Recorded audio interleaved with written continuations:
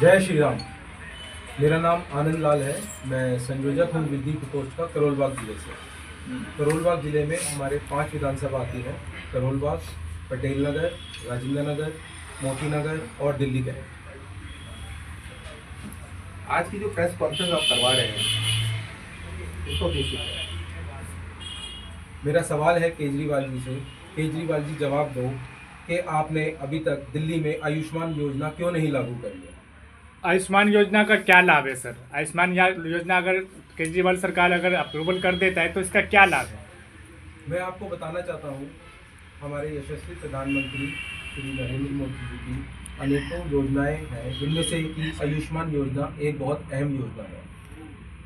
आयुष्मान योजना के अंतर्गत गरीब परिवार को 5 लाख रुपए तक का सालाना बीमा मुफ्त मिलता है प्राइवेट या सरकारी अस्पतालों में।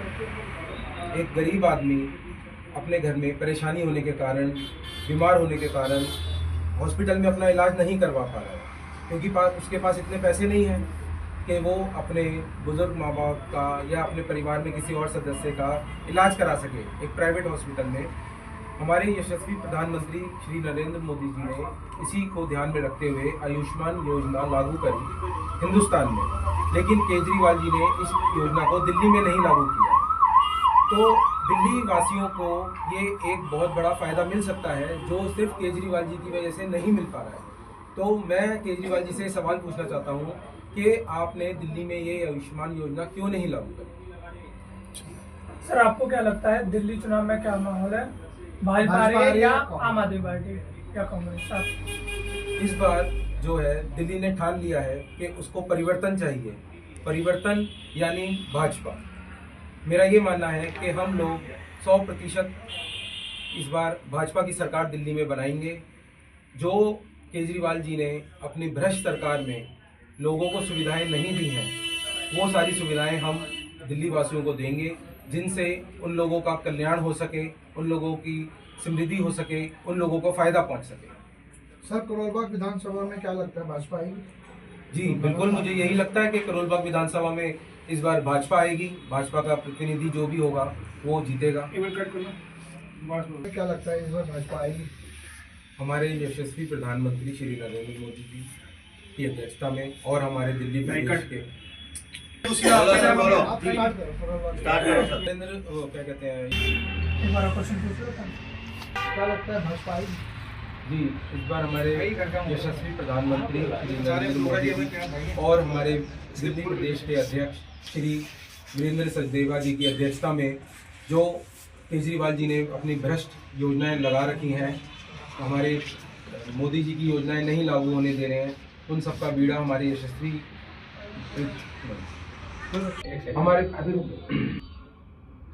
हमारे दिल्ली प्रदेश के अध्यक्ष श्री वीरेंद्र सचदेवा जी ने इस बार बीड़ा उठाया है कि दिल्ली वालों की जितनी भी परेशानियां हैं उन सबको दूर करेंगे और दिल्ली में बदलाव लाएंगे। आप देख रहे हैं कि उन्होंने सारे मुद्दे जो हैं दिल्ली वासियों के बेसिक मुद्दों को उठा रखा है। बिजली, पानी की जो समस्याएं हैं, मोहल्ला क्लिनिक की जो समस्याएं हैं, प्रदूषण की जो समस्याएं हैं, वो सब उन्होंने उठा रखी हैं। और इसी कारण मुझे ऐसा लगता है कि उनके इस जुझारू अपने एफर्ट की वजह से इस बार दिल्ली सरकार में भाजपा का कमल खिलेगा और दिल्ली सरकार जो है वो भाजपा बनेगी। सड़कें टूटी हुई हैं। सर, आप करोल बाग विधानसभा के सर, आप करोल बाग विधानसभा क्षेत्र के निवासी हैं, आपको क्या लगता है यहाँ पर क्या समस्या है? 1 दशक से ज़्यादा हो गया है यहाँ पे केजरीवाल जी का एमएलए है विशेष रवि जी। तो आप करोल बाग में देखिए, जो बुनियादी सुविधाएं हैं, बुनियादी जो लोगों की ज़रूरतें हैं वही नहीं पूरी आपको। बिजली में दिल्ली सरकार ने इतने टैक्स लगा रखे हैं। अगर हमारा 100 रुपये का बिल है तो हमें 70% तक टैक्स देना पड़ता है।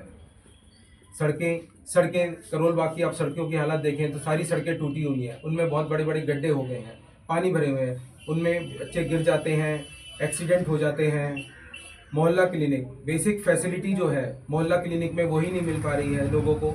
ना अगर मोहल्ला क्लिनिक में डॉक्टर हैं तो दवाइयाँ नहीं हैं, दवाइयाँ हैं तो डॉक्टर नहीं हैं, और कई बार तो ना दवाई है ना डॉक्टर है। तो लोग जो है बेसिक सुविधाओं का ही नहीं फ़ायदा उठा पा रहे हैं।